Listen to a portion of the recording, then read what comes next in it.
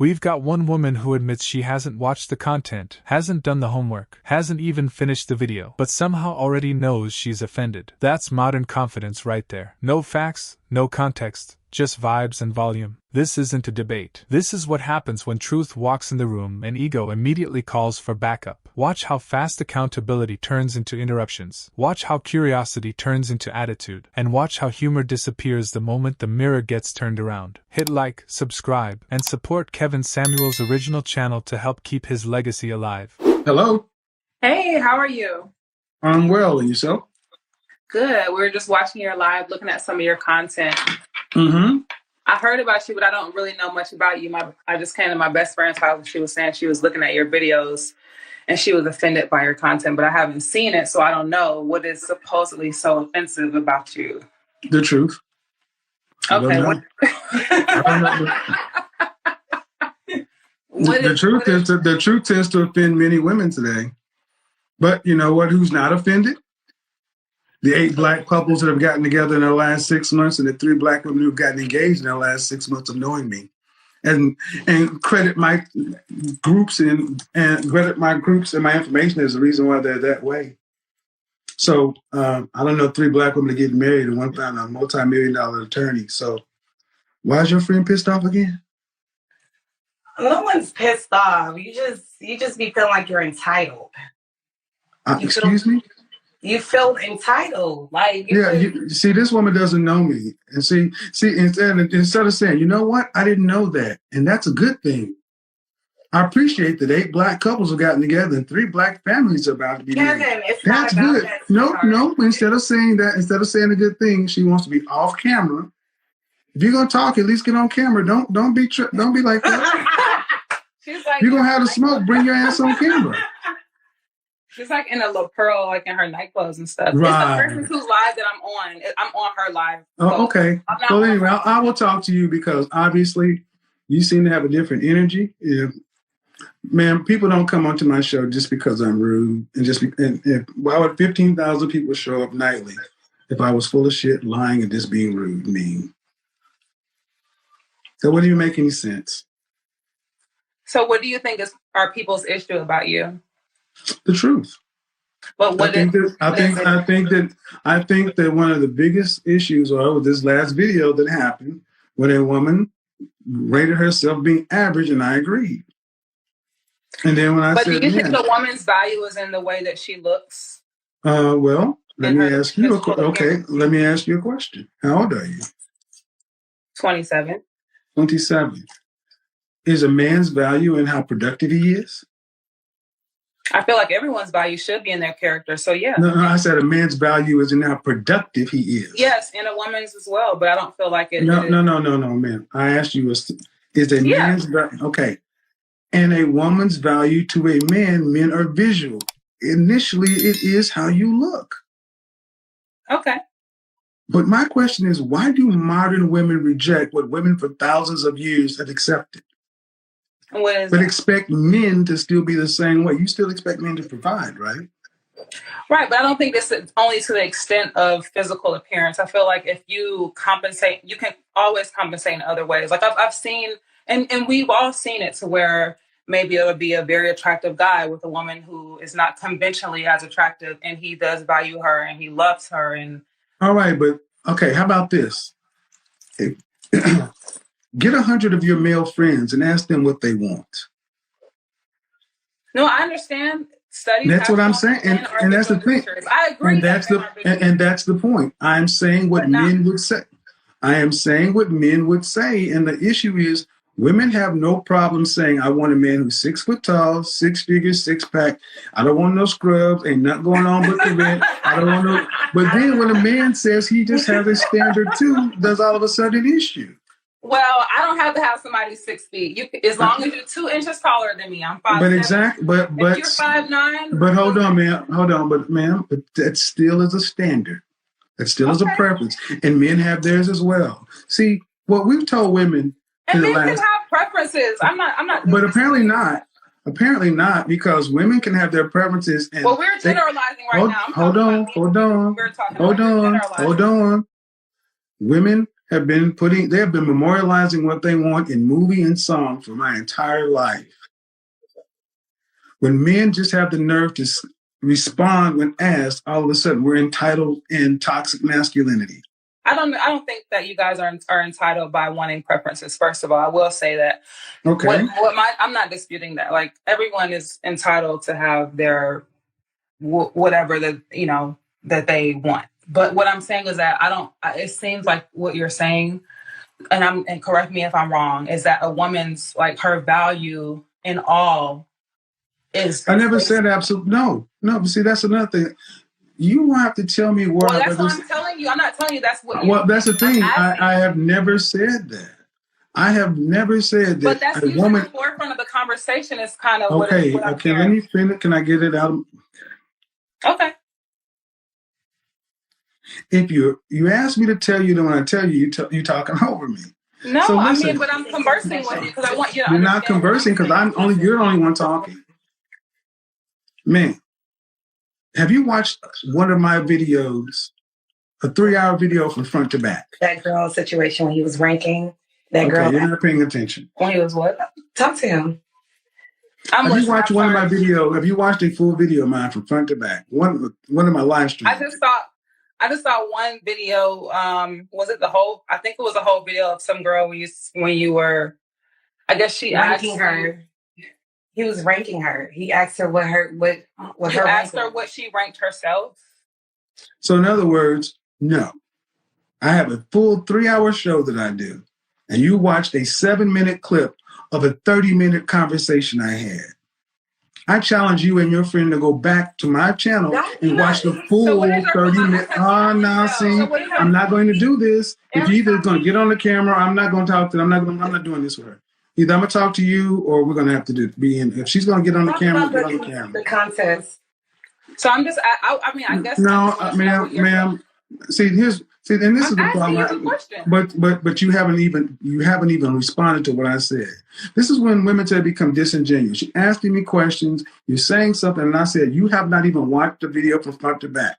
You haven't even watched the full video of where the excerpt was coming from. But your friend has the nerve to make a judgment. And I find that very rich.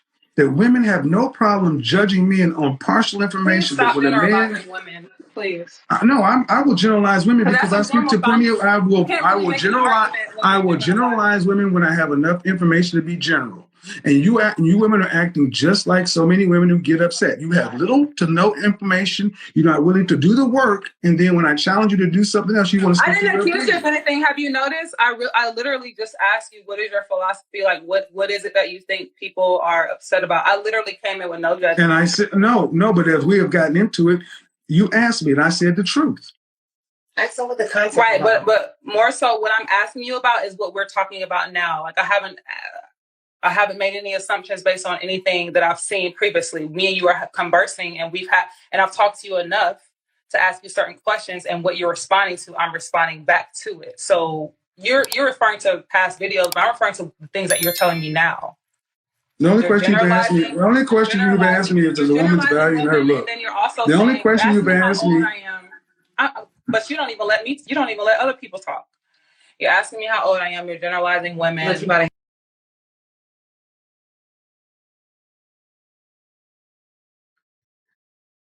I mean, there's just no talking to some of these people. And like your unattractive friend who did not want to get on the camera with all that masculine energy, women like her are angry at the truth. This is why this will always work. I mean, just angry. Why are you mad? Yes. And you're alone. You're alone, and you will likely end up like most women like you, dying alone. And no amount of being angry, upset, argumentative, vile, disgusting, masculine, rude is going to change what your outcome is going to be.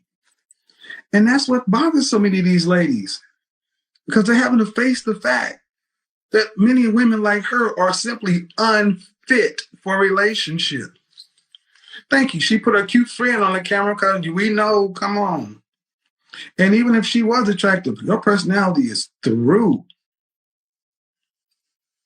I mean, reverting to curse words. I mean, you ain't doing this, you ain't doing. Look, you haven't even bothered to watch the video. And like I say, you cannot make this stuff up. You can't make it up. And women like your friend are becoming the laughing stock. I don't understand if women like you really understand how the world is looking at y'all right now. There's nothing to aspire to. Something to be proud of. And all you end up having at the end of the day is just insults, petty childhood taunts, insults. And then when you get met back with that same kind of mirror, you can't handle it. Thank you for proving my point. Thank you for proving my point. She's for sale. I can't believe this is this is real life. This is real life. The ability to sit back and just go do the work yourself. But instead, the low level of contempt and lack of respect so many women like her have for the average black man, they're not going to go watch a video? I'm not going to watch a video of you. You're just a black man. Go do homework and research what you said. How dare you expect me to do that? You're just a black man. You're beneath me. No. Instead, I'm going to question you like you're 27, even though you're 51. And I'm going to have this miscellaneous black woman talk to you like you're 27 and 51 years old. There's no respect. So, ma'am, thank you for proving my point. Don't argue. Shit. I am going to continue to do exactly what I'm doing. And I am going to become very, very successful at continuing to push forward the women who want. See, what's going on right now is a separation. The women who want to be with men and all the others. See, the woman who wanted to be with men was like that woman who showed up. The first woman that came in with the hair done, smiles, and the pearls, that's a woman who wanted to be with me.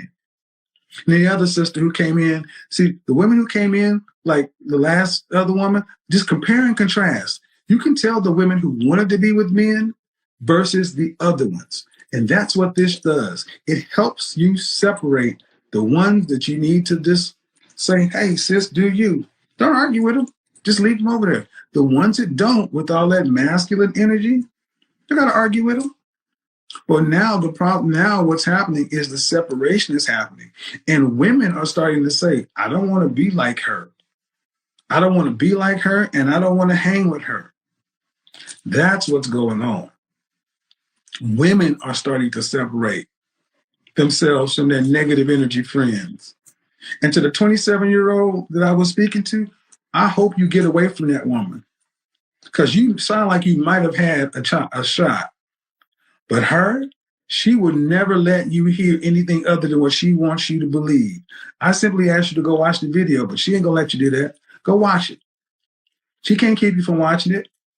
Because no matter what you say, you cannot sit down and make this a caricature. Well, everybody's wrong. It's just a bunch of woman hating and women bashing. Then go watch the video.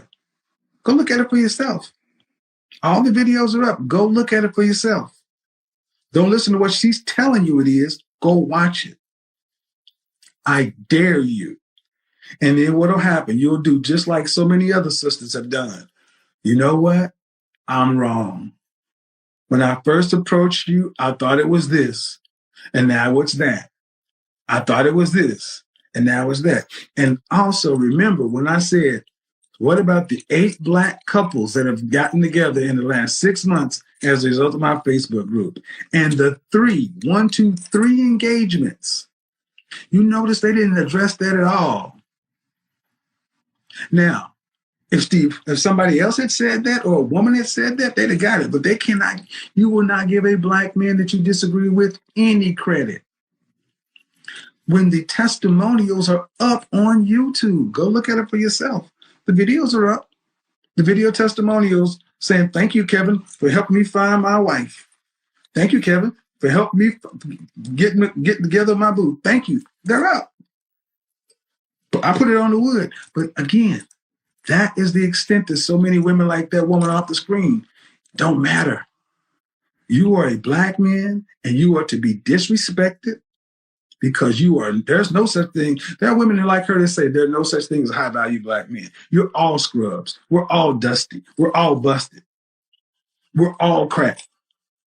And that's why I do what I do. Because women like that woman will tell you, well, if you go do this and do this, do this, do this, and then I'll submit. Then I'll be this and I'll be that. And then when you do all that, they'll just move the goalpost. That's why I say you can't win with those. So it's better to find out who they are and just let them be and go on over with the women that want to be different. And the women who want to be different, this is the time when you raise your hand and say, I'm not like them. I'm not like them. I see where that ends. I see where it ends, and it ends poorly. I don't want to end up like my mama, my big mama, my auntie, Nene and them. I want to do something different. What you want to do is learn how to get along with the men who share your reflection. Oh, I'm going to post it. I'm going to post it everywhere. I'm going to post it. I'm going to boost it. But you can't post it. Also, by the way, I said it before, I said it again. Don't just go upload my videos without asking my permission. You just upload my content without asking my permission. That's not cool. And I'm not going to just sit around and ask you questions. They'll just be coming down. I'm not like them. Thank you very much. Most women aren't like them. Most women aren't like them. Just like most black men want to marry black, it's like most black men want to marry black women. Most people are decent. It's just the people who aren't have had the microphone too long. It's time for the people who want something better to start speaking up, to start drowning out that foolishness. I am so glad that you called in, ma'am. I'm so glad that your friend let you use her account because this is a perfect way to end it. I started a broadcast trying to help put women with men. That's what the whole purpose of this was for, to use my platform to highlight the best of women and the best of men, put them together. That's the purpose. That's the reason.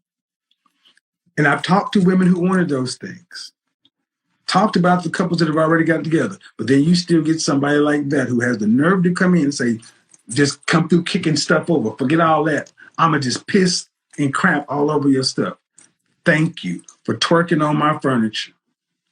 Thank you for twerking on my furniture. That's what we do. Thank you for twerking on the furniture. And when they twerk on your furniture, you don't argue with them. You just have security usher them out. You don't let them back in. So next time, peace out. And this right here is why these conversations matter. Not because everybody's going to like what's being said, they won't. Not because everybody's going to agree, they never do. But because the truth has a way of cutting through noise when people are finally quiet enough to hear it. What you just watched wasn't an argument. It wasn't a gender war. It wasn't somebody trying to win. It was a live example of how far apart expectations and reality have drifted, and how uncomfortable it gets when those two collide in real time. This is what happens when people form opinions without doing the work, when feelings show up before facts, and when confidence is built on repetition instead of results. Nobody is saying you don't deserve love. Nobody is saying you don't deserve happiness. But what is being said, and what keeps getting ignored, is that outcomes matter more than intentions. You don't get points for being offended. You don't get rewarded for being loud. And you don't get relationships just because you feel entitled to one. Real growth starts when you stop talking long enough to listen. Real change starts when you stop defending everything and start examining something. And real relationships don't come from vibes, clips, or opinions. They come from accountability, self-awareness, and understanding what the other side actually values, not what you wish they valued. If this conversation bothered you, that's not automatically a bad thing. Discomfort is often the first sign that something hit closer to home than expected. The question is what you do next. Do you dismiss it, mock it, and scroll on? Or do you sit with it, think about it, and ask yourself some hard questions when nobody's watching? This channel isn't here to coddle egos or protect illusions. It's here to have the conversations people avoid, the ones that don't trend well but matter long term. And if you're one of the people who's tired of the noise, tired of the confusion, and tired of pretending everything is fine when it clearly isn't, then you're in the right place. We're going to keep having these conversations, we're going to keep challenging narratives, and we're going to keep separating emotion from reality, because clarity beats comfort every single time. If you made it this far, you already know this wasn't for everyone, but it was for somebody. We'll see you on the next one. Tonight's callers both say they believe in God, but Kevin quickly points out that faith does not erase consequences. The first caller is 22 years old with a 1-year-old daughter, admitting she realized becoming a baby mama was a mistake only after she was already pregnant. The second caller says she's proof that single mothers can still get high-value men because she's currently dating one. But once Kevin starts asking deeper questions about marriage, accountability, dating options, and what high-value men actually want, both conversations take a hard turn. Hello? Sorry, I didn't know if you were talking I'm or talking not. to you. So, hey, how are you? What did I get wrong? I don't think you're wrong. I personally am spiritual, religious, whatever you would call it, but I am 22. I have a 1-year-old. Uh-oh. Where's the child's father? He's around. He's very active. Were you married? I was not. So you're a baby mama. I am. Yep, I messed up. I'm just saying that's what it gets called. Yeah. Go ahead. Yeah, so I had the wake up, quote unquote, while I was pregnant, of all the reasons why you shouldn't be a baby mama when I was already a baby mama. Right. So, now you didn't know that before? I've never really. Were you raised with your dad? I wasn't, but my mom was married to my dad, but it was a abusive situation, so she left him when she was pregnant with me. So I never really was raised with him. But you knew, I mean, you're 22, you live in this country. You know it's better to have two-parent household. I mean, you didn't know that? It's not that I didn't know it. It's more so, it's like... Did you go to college? I am finishing college currently. Okay, what are you getting your degree in? Finance. And then what do you plan on doing with your degree? Being a financial analyst. And what does the father do? Was he in school? No. What does he do? He just does like construction work and stuff. So you are a college student and got pregnant by a guy who came up to the campus? It was somebody who was also in college, but I knew him since like high school, and it was more so stupidity on my end of How many girls did you see walking around? So what do you go? Is it a commuter college that you go to, or is there dorms and stuff? No, I went to community college. Community college. So are you getting a associates or are you getting a bachelor's? Oh, now I'm getting a bachelor's through my job, like on online school. But before I was going to community college. All right. Sorry. So ultimately, what did you want to bring into this? Because at 21 years old, 21 or 22? 22. 22 with a 1-year-old, a boy or a girl? Girl. Why didn't you just marry this man? As I said, during my pregnancy, I saw all of the quote unquote mask come off, and he is not marriage material at all. And yeah, it was. I don't know what that means, ma'am. You had a baby with the man. I got pregnant, and then he decided to. How old is he? He's 24. I got pregnant, and he decided to have 3 girlfriends on the side of me during my pregnancy. That's why I didn't want to marry him. Well, And what state do you live in? Texas. Let me be brutally honest with you, ladies. 21 or 22 years old with a 1-year-old, you basically screwed the pooch. You picked the man you decided to carry a child to term for. No one accepts I was young and I made a mistake. That excuse does not work anymore. A child gets born because a woman wants to carry a child to term. So what is done at this point? Well, you have to, truthfully, you're going to have to accept that you've seriously impacted your chances of, well, high value men are pretty much out. I mean, how tall are you? I'm 5'4". Dress size? 6. Okay. High value men are effectively out. Even if you were pretty. No one wants to raise another man's child, much less a loser. So that's what you've done.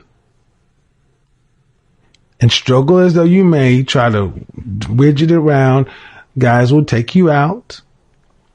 Guys will make you a side chick, a friend with benefit. But to get the ring of a high value man is going to be like hitting the lottery. Because why would somebody, again, there are women out there who don't have children and baby daddy, I mean, reasonably, why would a man want to be a stepfather and not have the full authority and he's going to have full responsibility for that child? So, well, I actually just ended a relationship like about a month ago. I dated him for about 6 months. And how old is your child? She's 1. God damn. Yeah, it was somebody that was basically waiting for their chance. Well, hold on. Let's not just be a cavalier about that, man. You also wanting to get back on the ride. Can't just let you just. What do you mean by that? I can't just let you come through and throw a shot at a man like that. As I was waiting to get their chance, were y'all intimate? No, not well. Towards the end of the relationship, yes. Right. But I'm saying I knew him for exactly. like 5 years. So you needed somebody to help you get over your BD as well. No, not at all. Okay. Right. Anyway, we keep on moving. Net of it is 22, 1-year-old. You have effectively removed high value men. You could get a degree in finance and be a financial analyst and making $60,000 a year and have a white collar job. But a guy who's making 100,000 plus is going to go pick a woman with no children. So you think women with children, period, don't have a chance? Not for high value men. Not unless you're pretty, beautiful, or gorgeous. Now you have a son or a daughter. Which one is it? I have a daughter. A daughter. Well, if you got a high value man, would he be able to discipline your daughter like he was his? Would he give her a whooping if he needed to? Yes. He would be able to? Yes, because I grew up with a stepdad. Okay. So and your BD would have nothing to say about it. It wouldn't matter. Yes, it would, ma'am.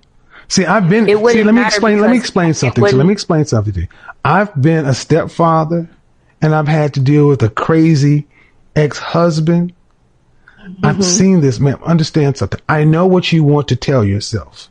That I was young. I made a mistake. I'm a good woman. I'm cute. And there's somebody who's going to give, okay, ma'am, sure, you could hit the lottery, but more likely than not, you're not going to get a high value man because what do they want? Do the men that you think, the kind of men that you want, do you want to have more children? I'd be open to it. So the answer is no. I would be able to, I'm saying I would be able to open to. Do you want to have more children? That's a yes or no. Yes. Okay. Women who want to have more children don't say they'd be open to it. I'm saying I would be open to it because if I came across a man who didn't want children, I would be fine with not having any more children. But if he did want children, I would be open to having one or two more children. You'd be open to having what? One or two more children. One or in two the more future. children. Okay. Again, I get it. You had a stepfather. Different generation, different times. Men aren't doing that like that anymore. People aren't even getting married like they used to. I know what you want to hear, ma'am. But the marital rates for for unwed mothers in the black community is atrocious. A husband is what you can expect. And you want do you want to have to work to pay significant bills after you're pregnant again? I would like to work in the future, but I would like to take like 2 or 3 years off to Again, take care so of it. that the answer is no. That means that man needs to be able to make enough money to cover you, replace your income, pay for your daughter, the new baby, and him. That means in Texas, you're going to be talking about a man who's making $200,000 or more. And men that make that kind of money don't go marry baby mamas. Why is that so troubling or difficult for you just to accept? So it's not necessarily troubling for me to accept. It's just, I basically, you're saying no matter what I do. No, ma'am. Of course, now, come on, ma'am. Let's be reasonable. I'm not Karnak. I can't tell the future. I'm giving you the odds and the predictions of statistics. I cannot say with 100% certainty, but what I can say is this. Men with options choose women that don't have children. They can wait. They don't have to pick you. Why are you still trying to put this square peg in a round hole? Here's the thing. You knew you were having a child before marriage. And you chose to do it anyway. You knew there was going to be a consequence with that. Yes or no? Yes. Or not. Or did you think, hey, it's no big deal. I got a kid, but everybody got kids, so it's really not that big a deal. I mean, I'm going to school and get my finance degree. I can take care of it. So you know what? It's all good. I mean, I know there are some women out there that think like that too. The way that I viewed it was more so it would be harder for me alone as a single mother because I've seen my mom during the single mother phase before she was remarried. So I knew that part would be hard. But as for actually finding someone to marry, I've never really heard that being an issue. Exactly. Well, let me tell you, welcome to reality. It's an issue. Men don't want to be stepfathers. And by choosing to have a child before marriage, I say it again, you have effectively ended opportunities to get high value men. Now, what's wrong with getting a man who's just average middle class, driving for UPS, working for the Hormel plant or something, making $40,000, $50,000 a year in Texas? So for me, it's a lot. That's why I brought up the last relationship that I had, that I ended a month ago. What's wrong with it, ma'am? I got other people to get to. Please, would you deal with that or not? I can't deal with the mentality. No, you can't. No, you can't. So in other words, you're a woman, a young woman who had a baby outside of marriage. You're a baby mama, and because you're going to school and a financial analyst, you think you should have somebody on your level higher. That's hypergamy. I understand, ma'am, but you're not going to get it. You're overvaluing yourself. That's the thing. So many of our sisters drastically overvalue themselves. What would you rank yourself on the looks scale from 0 to 10? You cannot use 7. I mean, you just said Beyonce was 8. Yes, because she is. What would that make you? I'm sorry. What would that make you? I would say that would make me a 7, but you just said No, I you can't use 7 because I'm a professional image consultant and I do this in real life. See, I'm a professional at what I do and I'm good at what I do. See, what I've done is I've given you reality that you have not paid for.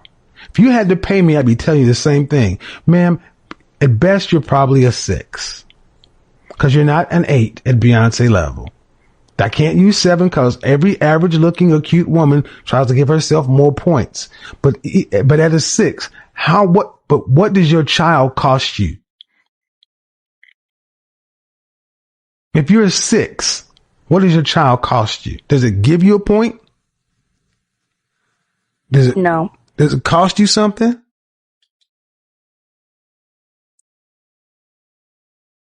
What does it cost you? I wouldn't know because it would depend on It costs you points. It costs you points. Children cost 2 points. One child costs 2 points. 2 kids cost 3 points. So if you're a 6, you effectively dropped yourself down to 4. That's unattractive. An unattractive woman for a high value man. Ma'am, understand, you want a man who's making 6 figures plus to you to not be able to work. You don't know these men, but if you go talk to these men, they'll tell you they don't want women who are baby mamas. And they don't have to pick them. If every black man in this country got married tomorrow, 2 million black women will be left over. You need to level set where you really are in this marketplace and get realistic. Or go on the other side and you will become what I consider to be an eternal 7. Go look at the video. But that's what you're sounding like. A woman who has a degree, who's cuter than most, young, and you'll go bouncing around in relationships for the next 8 years. And by the age of 30, you'll be one bitter woman. So instead, I should settle first. No, ma'am. No, first off, let me take that word out of your vocabulary. Settle. Someone is settling for you. Someone raising another man's child is settling for you. See, that is one thing you women got really twisted. Take that out of your vocabulary. You have a child by another man. You are no prize. I'm sorry, man, but that's just the way it is for all women. A man coming to take care of another man's offspring is settling. That's a beta male move. I've done it. You baby mamas got it really twisted. I understand you can love your child and your child is special, but all it is to another man is a damn bill. And what's the difference? All right, that's it. Okay. That's it. You're not going to listen. No, It's not going to listen.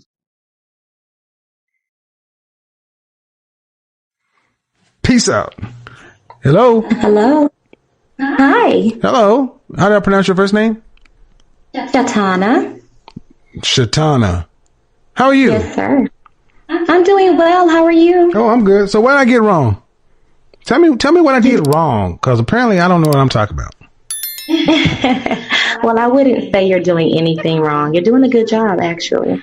I wanted to call in because I am a Christian woman. Okay. And when you say that high value men are kind of out of the category for certain women, I wanted to say that my situation, I guess, is like a diamond in the rough type of situation, because I know that I have cut off my chances because I can rate myself as a 6. I have one child, a son, and I'm a baby mama. Okay. All of that jazz. But God has blessed me with the boyfriend that I have now, who is a high value man. Okay. And I am just ecstatic at this point because I know that I don't deserve this, but I have it. Does that make sense? Yeah. Do you want to get married?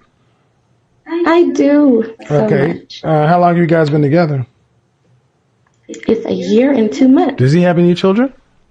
No. Is he older or younger than you? He's older by 1 month. Okay. If you guys have been together for a year and a half, why are you guys not engaged? Well, it's a year and 2 months, but why we're not engaged? Yeah, all it takes is 6 months. You're right. I know. He has definitely asked. He has mentioned that he definitely wants to get married. He said he wants to marry you? He did. He said he wants to marry me. He's spoken to my father, apparently. I just found out about a week or two ago. So I guess it's in the works. It must be a surprise. Okay. What does he do for a living? He is an engineer. Okay. And what do you do? I work in collections, so I'm that person you don't want calling. No, I just hang up on your ass. So here's the thing. Yes, it can happen. But what are the odds? Yes. So, I mean, I'll take everything you say at face value. But you're how old? 30 what? I'm 29. 29. Do you want to have any more children? I do. I want 2 more. Does he want children? He does. He actually wants 5. And where's your father at? My father is about 2 hours away from me. So he's in my life. We just don't live in the same town. Okay. Well, if he's, spoken to your father, let me know when the engagement happens. I will call you and let you know. But here's the thing. What would you tell women who are in your position then? That's a good one. So, ladies in my position, spend a lot of time seeking knowledge, like with this channel, for instance, and just reading and just getting to know yourself, because I honestly think a lot of women jump on this bandwagon of thinking they should be hypergamous and they have unrealistic expectations, and that's very toxic. And I'm noticing that a lot, and not just the Black community, but even my girlfriends. I come from a Native American reserve, so even the Native American women that are my friends have the same toxic mentality. So it's not just the Black community, from what I've noticed personally. All right, I'm gonna move on to the next caller, but I would say this, that I would tell women, because I would tell women, don't do what I did. That's honestly what I want to hear women like you tell women to do. Don't do what I did. Not how to fix what I did. Don't do what I did. And until we can start having women like yourself who say you're getting a different outcome, tell women, don't do what I did. We're not going to fix this. Because they will hear what you said and they will think, see? Don't do what I did, lady. But what I'm saying is, though, that needs to be top of, if you really, because, I mean, if everything what you're saying is true, you are an anomaly. It's, it's a 1 in 100. Hello? Yeah. So we need to be telling women not to do that. But let me know. Send me, information when you get, send me pictures of the ring. Thanks. Okay. Bye-bye. Thank you. Bye-bye. Lonnie, hello. Hi. Hi. I'm just wondering, what's wrong with waiting on God to send you a husband? Excuse me? What's wrong? Okay, what's the topic? Why should God send you a high value husband? Yeah, what's wrong with that? Who are you? Who am I? Yeah, I don't know your name. You haven't introduced yourself. Will you just start questioning me like I owe you an explanation? That's the normal thing that people do, is they introduce each other and you kind of talk first. You don't just start trying to check people. I'm sorry. Hi, your name is? Hi, my name is Lonnie. Lonnie, hi, I'm Kevin. Nice to meet you. How old are you? I'm 21. 21. Do you have any children? No. Okay. So, why are you are you a Christian? Yeah. All right. And why should God, do you want to get married? Yes. Are you a wife? Maybe not right now. Then why should God send you a husband, period? Because I'm going to be a wife. No. See, young lady, you want to do this, we'll do it. If you're a Christian, how does the scripture go? He who what? He who finds a wife is a good thing. Say again. He who finds a wife is a good thing. He who findeth a wife finds a good thing. Yeah. What does that mean? That means, oh, dang, I don't know what that means. That's pretty sad. Yeah. I mean, you call me asking me questions, and you don't even know what that means? And you're a Christian? Yeah. Yeah. All this is recorded, silly little girls.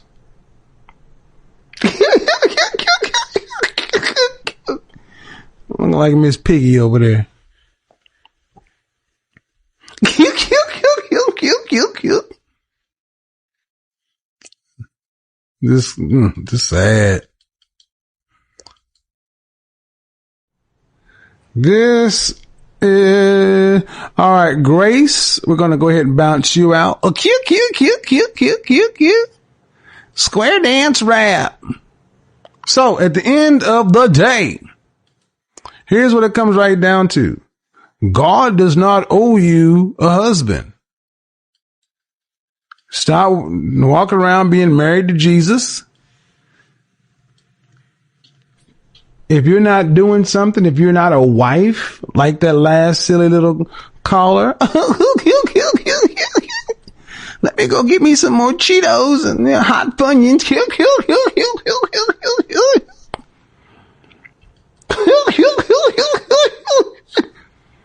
Yeah, okay. You know, when somebody's face is in their whole frame, like, damn, you can enlarge the frame. Oh, I'm sorry. You know, face fit in that little box. All right. Seriously though, the church is not, the modern prosperity church is not helping black women.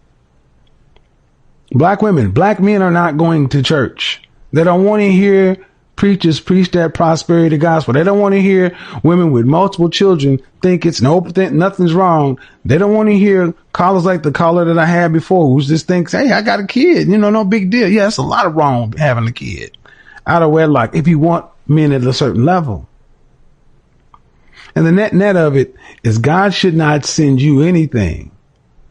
Anything you want out of this life, you got to work for it. Faith without works is dead. God is not a cosmic sugar daddy. He's not celestial Santa Claus. He's not a genie. You're up for 3 wishes. If you want something, you better get out there like Becky, Maylene, Marisol, and Anu and compete. Because you got to understand something. Ladies, your looks and your weight tell the men what you think they deserve. Say it again. Your looks and your weight tell men what you think they deserve. And men can look at your looks and your weight and see that you don't think they deserve much. 5'4", 200 pounds, you telling men you don't deserve nothing but this. Take me as I am. And men are saying, nope, I'd rather go solo. You got men who are just cashing out, and never before have men walked away. So understand something. Men are built for the living life single. Y'all aren't. Get away from your aunties, your nays. Get away from them women who are in no man's land, who are not the women who are in the danger zone. Women who are in the danger zone, 27 to 35, they could go either way. Danger zone! 27 to 35, they could go either way. The pressure's on them, but they could go either way. They can be safe. The women on the other side of 35, 36 to 60, no man's land, that's where the women who tend to be in a bad mood. Those are the women who tend to be there. Girl, you don't need to know. You go get a job. You don't need no man. You don't own them. That's where you get all Big Mama them and Nene and Auntie them and Neek them giving you all the advice, telling you, yeah, girl, eat the extra ho-ho, extra ding-dong. Yeah, girl, you look good with some weight. You need to put some weight on you.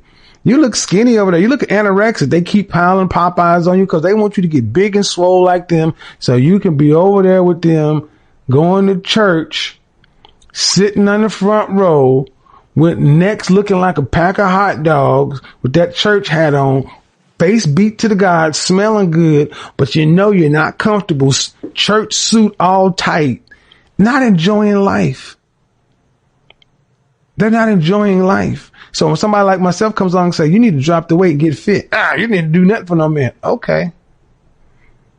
Any woman that tells you you don't need to do nothing for a man, run from her. Yes, you need to do a lot for men because you expect men to do a lot for you. And that's one of the biggest disconnects. We have so many women today thinking that they are the ish and you're not. Thinking you're settling. A woman, a baby mama, thinking she's settling. An average looking or cute baby mama thinking she's settling for an average middle class man. Whoa. So she'll stay in an apartment or a townhome or a small house, and the men will stay this way. And this is why black men and black women will continue to give money away to the economy. You won't have a black man, black woman get together, marry, buy a home, get some property, insurance policy, such and so forth, pass that on to their kids and pass on. See, it's all about what can I get out of my life? Ain't nobody worried about the next generation. I get it. You want to have life. You want to live life. A lot of you feel like you were lied to or you were deceived. Life ain't over, but you got to get real about where you are. And so many women today are delusional. Men cannot afford to be delusional because we get level set every day. You go out and try to shoot your shot at somebody who's outside your league, you'll find out where you are. I'm not saying this to be mean, but I'm going to tell you, women in general, black women in particular, thank you for coming over here to at least listen. Stop listening to all these snowflake feminine channels who tell you, oh, he's so mean, he's so this, and he's so that, he's so toxic, he's so... Okay, sure. Where are the men in their audiences? Forget me. Where are the men, the high-value men in their audiences? Where are the long-term relationships coming as a result of their platforms? Where are the marriages coming as a result of their teachings and what they're pushing? Because if they're still teaching and pushing that stuff that it's always over there, it's always the men and never the woman in the mirror, you never have to do anything. It's always an understanding. See, the world don't look at it that way. The world is very cut and dry. The world may not say it back to you, but it sure treats you like it did. The world may not say, oh, you need to lose this or do that or such and so forth, but it treats you like it said it out loud. All right, let's really unpack this one because this conversation went way beyond dating. This was really about accountability, consequences, and the modern habit of trying to spiritually rebrand bad decisions instead of honestly confronting them.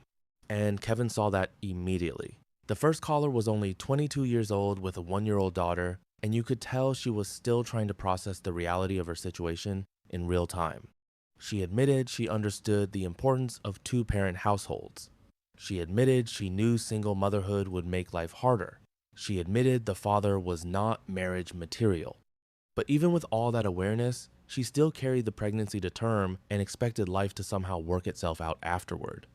That's the part people struggle hearing.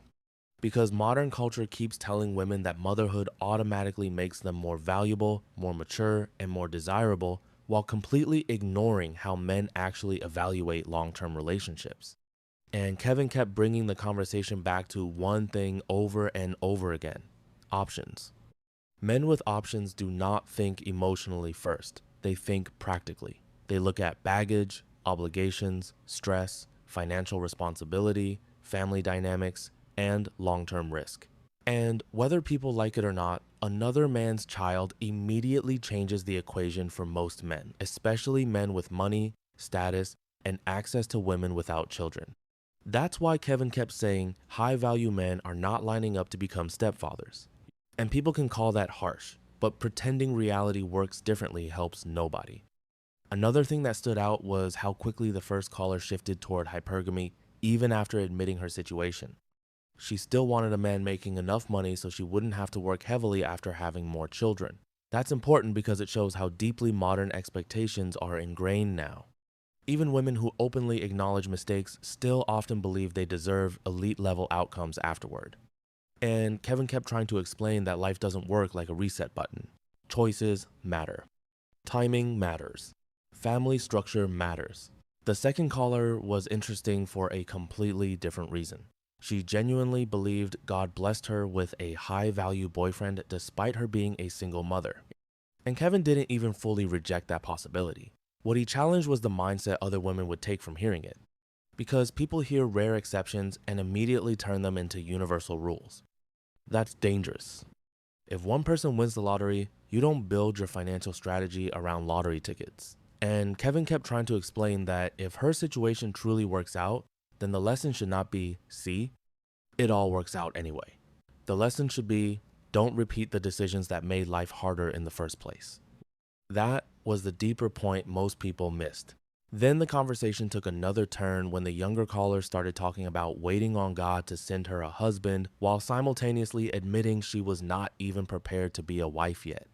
And honestly, Kevin's response there was one of the most important parts of the entire episode, because too many people today think faith replaces effort, discipline, preparation, and self-awareness. It doesn't. Faith without action becomes fantasy. You cannot demand elite outcomes while ignoring the habits, discipline, self-improvement, and positioning required to realistically achieve them. And Kevin kept hammering that point home all throughout the show. Another thing people are probably going to overlook is how often Kevin tied all of this back to older women giving younger women terrible advice. The "you don't need a man" mentality. The "live your life first" mentality. The "there's always time later" mentality. And then years later, many of those same women end up lonely, bitter, unhealthy, financially stressed, or stuck trying to convince younger women to repeat the same path. That's the cycle Kevin was really talking about. At the end of the day, this conversation wasn't about hating women or attacking single mothers. It was about understanding that actions create outcomes whether emotions agree with them or not. And no amount of spirituality changes cause and effect. That's the real message here. Anyway, y'all already know this comment section is about to be insane. Drop your thoughts. Like the video, subscribe, stay locked in. We keeping it real over here. I'll catch you in the next one. Tonight's caller is 28 years old, confident, ambitious, and convinced she can have it all. She says she wants a man who can make over $400,000 a year, pay all the bills, support the lifestyle she wants, and still allow her to pursue her own media career and personal ambitions. On paper, it sounds like the modern dream. Career, family, financial security, independence, and a high-earning husband. But once Kevin starts asking the real questions about math, percentages, what those men actually want, and the realities of the dating market, the conversation quickly shifts. Price too high? No, I don't feel like it's too high at all. Okay. What do you want? I feel like I watch you and I listen to everything that you say. And I mean, I want a man that's definitely going to be able to pay the bills, like take care of me. But I still want to be able to have the option to work and do like my career, have a career and still have kids. How many children do you want? 2. Okay. So you want it all? Yeah. Yeah. Where do you live? I'm in North Georgia, like Gwinnett. Okay. Well, are you currently seeing somebody right now that can pay your bills? Nope, not at the moment. When was the last relationship you had? My last relationship was about 3 years ago. I was with him for 6 years. And why didn't you guys get married for 6 years? I met him in college and that was my first boyfriend. And so, yeah, I think we just went through a lot. And by the time we got to the end where we could possibly make something work, it just did not work. Okay, how much money is a man going to need to make to be able to pay all the bills for a family of 4 in Atlanta? Probably well over 400K. And do you care if he's black or not? No. Yeah, but he will. The more money men tend to make, the more racially loyal they tend to be. Okay. What percentage of men in this country make $400,000 or more? Oof, probably like. She froze on me. Oh.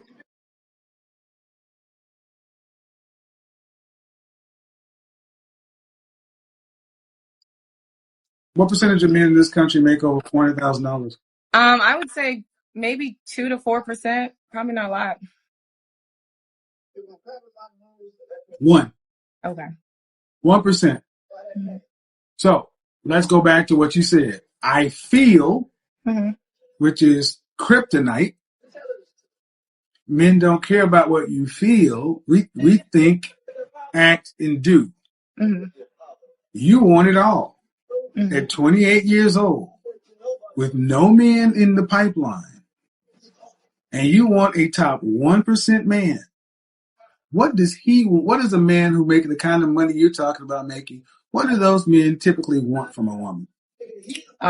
Youth, beauty. Probably it. I wouldn't say submission. Is that the TV or something? Yeah, probably is a Can you turn that TV. down, please? Yeah. No, the number one thing that men like that tend to want is cooperation. Mm-hmm. And a man who's making $400,000 a year, at what age do you think men make that legally? Well over 35. Well over 35. Men hit that financial stride between 45 and 55. Mm. Are you prepared to marry a man that's 45 years old or older? No. So you're a delusional black woman. You don't have any of this in your life. You don't have it in the pipeline. Mm-hmm. And not only do you want a man who's in the top 1%, you want him to be closer to your age. And then you want him to want what you want him to want. Right. So if this was just a math problem, it seems to me that you don't know these men. Well, I feel like I date men that are ambitious, maybe more so in my age. And then I've started to recently date a lot older men. But you skip past the question. You don't know these men. No, I don't know those men that make $500K. No. You don't even know what they typically want. They typically want a traditional wife, which means your career. Let's due respect. Why do you need it if you're not paying any bills? I mean, I still want my own sense of like being of who I am. Buy a dog. See, careers are for outcomes. Mm-hmm. So you want it to look like I got my own sense. Your sense can be to be a wife to a productive, competitive, successful man and a successful mother to 2 children. Why is that not enough? Why can I not have my career and have my kids and my husband? Because you're not qualified. What makes me unqualified? You don't know these men. You don't even know what they want. They don't want what you want traditionally. Mm-hmm. You can want it, but this is where it comes right down to what makes you not qualified. When I talk to these men, they don't want modern women. Again, you want your husband to be making $400,000+. Who's going to raise your children? What is your career? Media correspondent. Okay. So, when you are off on site, where are the children going to be? Daycare. So somebody else is going to be raising his legacy. Mm. No. Then he might as well marry the nanny. Mm. See, this is this modern power couple. No. Men don't work 70, 80, 100 hours for 20 plus years to go marry a woman to just carry their children to allow a stranger to raise them. Right. So Are your mother and father married? Are your mother and father married? Yes, they are. Okay. Was your father the majority breadwinner? Mm-hmm. What did your mother do? She does admin stuff, but my mom they're both from Jamaica, so coming over here, she used to do Coventry Healthcare. So she used to do clerical stuff for them. Okay. But your mother worked outside of the house? Mm-hmm. All right. Do you have much respect for housewives? I do. It's a full-time job. I have close friends that are doing that. Okay. But the kind of men you're talking about would want a housewife more often than not. Mm-hmm. And if we're honest, what is the level at the end of your career, where would you like it to be? My goal right now is to be like a Jeannie Mai. I want to be a personality that people come and listen to my opinions. And Jeannie Mai on talk shows? Yes. Do you know about how her first marriage turned out? I did. I do. Is she talking anything like you now? Not now, no. Exactly. No. Because it doesn't work. Mm-hmm. But she's still able to have a relationship and be a media correspondent. Ma'am, she's talking nothing like you're talking now. Mm. Nothing. See, your priority, and you're free to choose it, is your media is going to be more important than your man and your family. Mm-hmm. I don't know any men who actually have made themselves the kind of men you're talking about who are not going, they're number one. Their purpose is number two. You're number three. You're looking, basically, the kind of man you're looking for would drive you up a wall. A beta male would allow a woman to be on top or be equal, and he's making all that money. I think you may have kind of figured what I was going to say. Yeah. But what makes you special? Where you can get this? Well, I've listened to a lot of your things that you say, and you say that these men look for women that are attractive, take care of themselves, and are submissive. And I feel like I do hold a lot of those characteristics. Okay, there are thousands of you. Right. So you're attractive, granted. Take care of yourself, granted. Mm-hmm. But there are also women who were raised to be first ladies, wives, not wanting to challenge. You want equality. Mm. You want your own identity. Then go work for marry. Then your man is the institution. Because you got to understand, if you had let's say you and I were married, and I'm making millions, and you're making what? I would assume just as close to that. No. Media correspondence, for whom? Depends on where I land. Right. For every Jeannie Mai, come on. Most of the journalists that I knew in school, they had to work free internships. Journalists are some of the brokest people in the world. Oh, I know. So that's not cap. Okay. You're talking about trying to be in the top 1/10 of the 1%. Mm-hmm. Most journalists are broke as French toast. Mm-hmm. So earning what? Before your big break? Before my big break, I would say probably 50. 50. Baby girl, that's the kind of man, 50 to a man that's making 400. Mm-hmm. That's just over 10% of what he's making. It will cost more to hire the nannies. New child infant care is $2,000 a month. Mm-hmm. So if you had a 1 and a 3-year-old, you're looking at $3,000. So my question, Kevin, though, is because I've had a fork in the road where I either need to pick my career or pick whether I want to be a housewife. Granted. So it's getting into the rooms of being into the face of the men that I want to be in front of. Uh-huh. Right? And I don't know how to kind of articulate what I'm trying to say, but it's more so like I've been in front of men that make a lot of money. Uh-huh. And I feel like I could still do both at the same time. Well, that's what you feel. I have kids. That's what you feel. And see, and I'm gonna just be dead honest with you. Mm-hmm. The leverage is on this side, right? Not yours. both men will date you. Both men will sleep with you. Only neither will marry you. That's just what it comes down to. Neither will marry you. So what it is what we haven't got to, you're coming from a place of, you're projecting fear, scarcity, and lack. Mm. That's why you need to have your career and everything else, because what if my marriage doesn't work? What if this? What if that? What if I get lost doing all this other stuff? So really, a man at this level would just be hiring you for your DNA.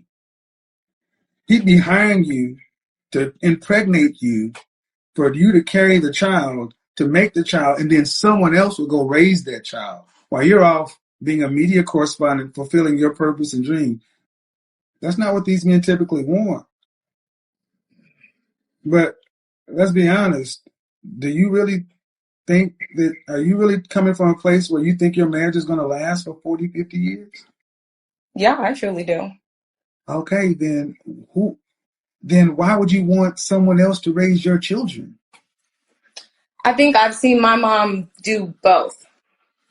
So I'm assuming that I can also accomplish that. How many children does your mom have? Just me. There we go. Ding, ding, ding, ding. Only child syndrome. No baby girl. Okay.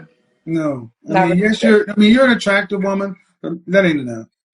Mm. I mean, and what you're telling me, ma'am, if I put you in a room with these men, you fast realize how out of step with your competition you really are, just by the femininity these ladies exude, their willingness to be the first lady, versus you would more likely be over in a conversation with the men wanting to exchange opinions. Yeah, that's true. Yeah, that would make great sex, but no thank you. So you have to ask yourself a question. If that's most important to you, then you're talking about a completely different kind of man. Mm-hmm. You're talking about a man who's making closer to $50,000, $70,000 a year, if you're fortunate. Mm-hmm. Could you respect the man making that kind of money? Mm-hmm. But you're also talking about a quality of life to where you making 50, he's making 70. Y'all not living in Buckhead. You're not driving BMW. You driving Honda Civics. You're not going to Hermes and Dior. Don't be going over shops in Buckhead. Yeah. Every now and then, y'all may be able to go to Papa though on your anniversary or something. Right. Can you really live that life? I don't think so. Exactly. I'm looking at you now. So the thing is, man, I feel so sorry for so many of our young sisters, because you all want this inflated lifestyle. Mm-hmm. And that's fine to want it, but the kind of men, you wouldn't want to date a man that's 45. But then who else is going to make the money? An athlete, entertainer, or a musician, or a D-boy?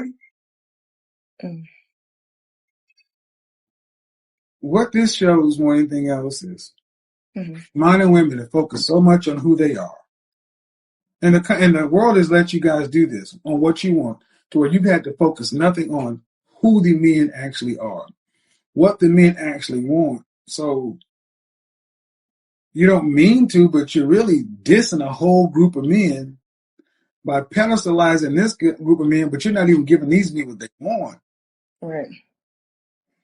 And sadly, so many of our sisters are stuck in this position because of the ego and the pride that comes along with what you're talking about. It's not as though, yes, there are women who can do both, but Jenny Mai has no children.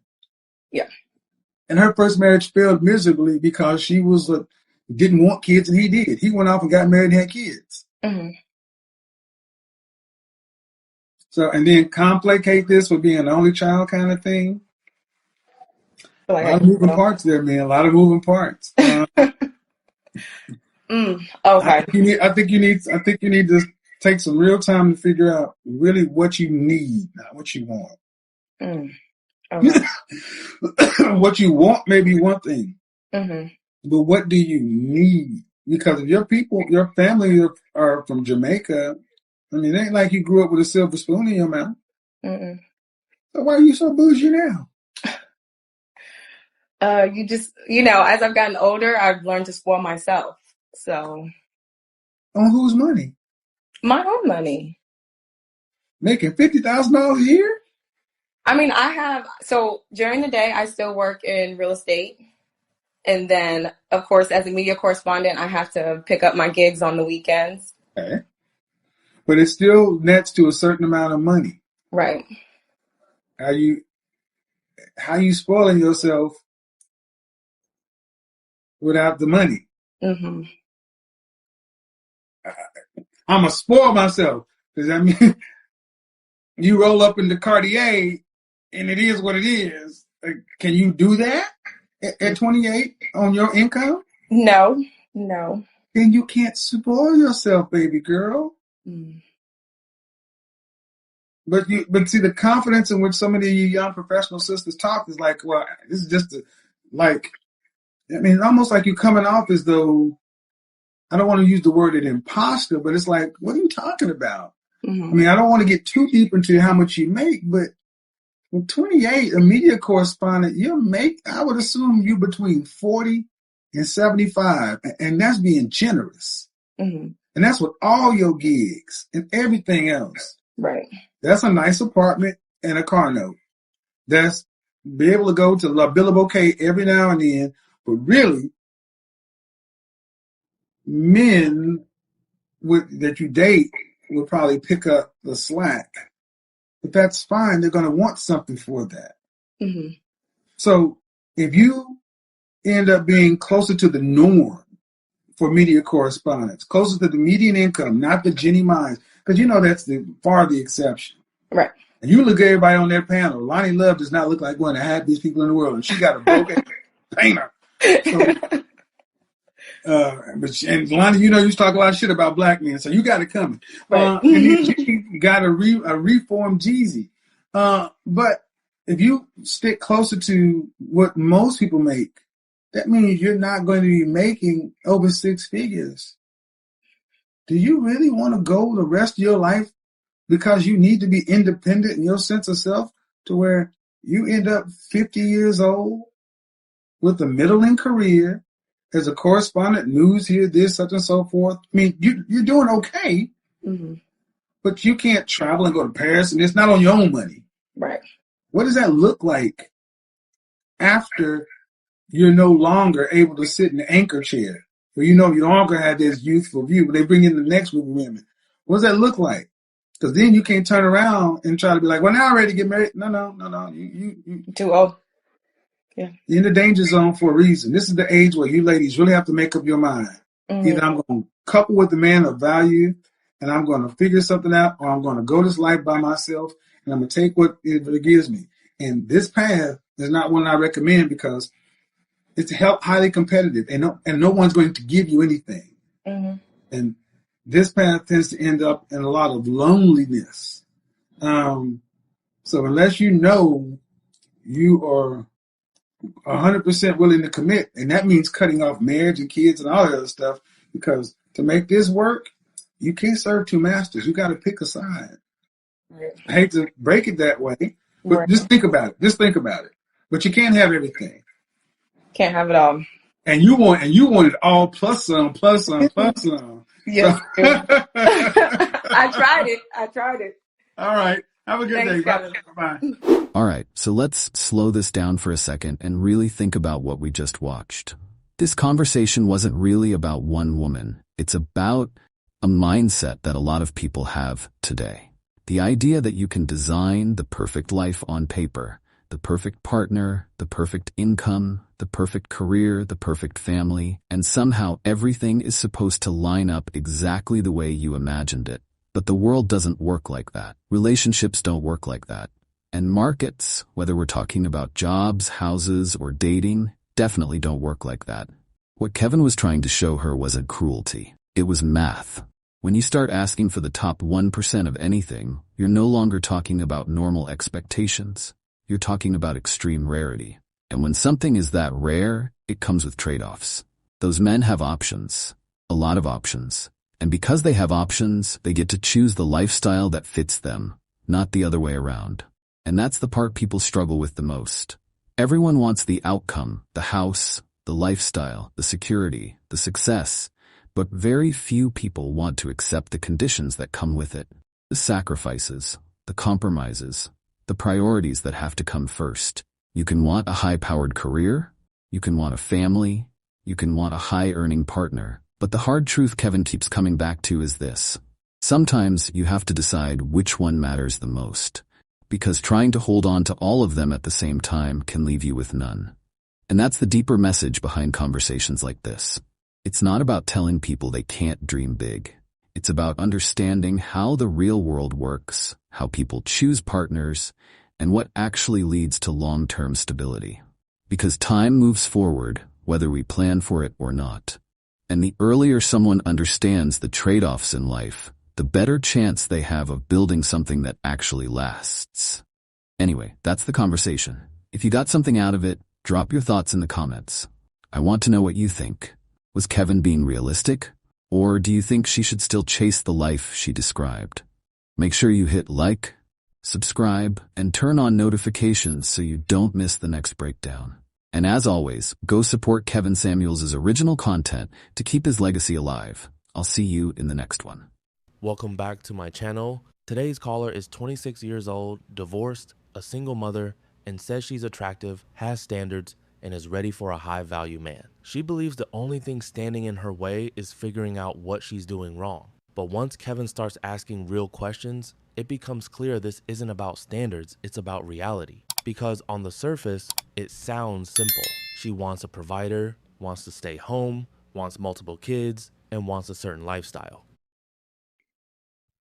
So I'm calling just to see, like, I guess what I am doing and what I can avoid, because I don't know if me having standards is getting in the way of finding the man that I want. So let me go ahead and see if I can repeat the question. You want to know if you having standards is preventing you from getting the man you want. Yes. Okay, so let me start with some background. How old are you? I'm 26. Well, you heard me say it in the chat room. Did you go to college? I did. But you didn't graduate. No, I just got my Associate of Arts. Okay, cool. Height, weight, and dress size. So I'm like 5'5", 5'6", and my weight is 128 to 130. Okay. Depends. And what dress size do you wear? Like a 4. And lastly, what part of the country are you in? North, east, south, west? Like West Coast. West Coast. Okay. And what kind of man do you want? Well, I like black men. Like that's like my first choice, but I don't mind swirling. Okay, I'm talking about from a on paper standpoint. What kind of money are we talking about? Successful. Like I'm not really. Let's define successful. Do you want to be a stay-at-home wife? Yes, I do. Okay. And do you want to have, how many children are you planning on having for this guy? Just depends on how many he would want from me. 3. Okay. I mean, if you got nothing else to do except stay at home, 26, right? One kid, you be getting off pretty damn easy. Wouldn't you agree? Or would not? Tell me, what do you think?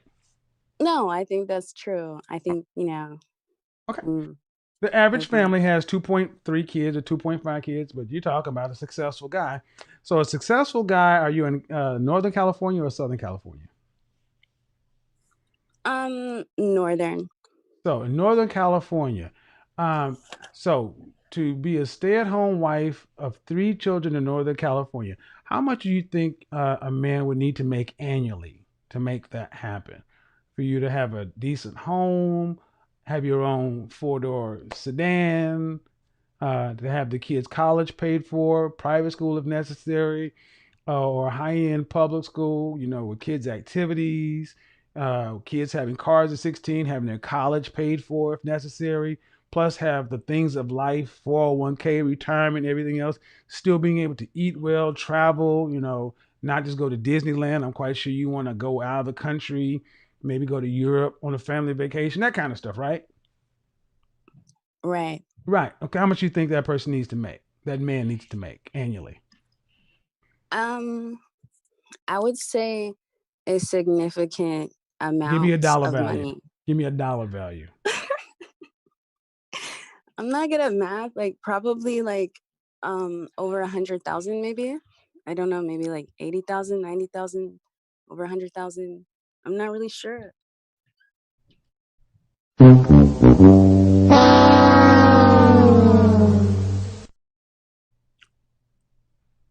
$100,000 a year for 5 people in Northern California. Okay, no. Oh man. Okay, so I don't know.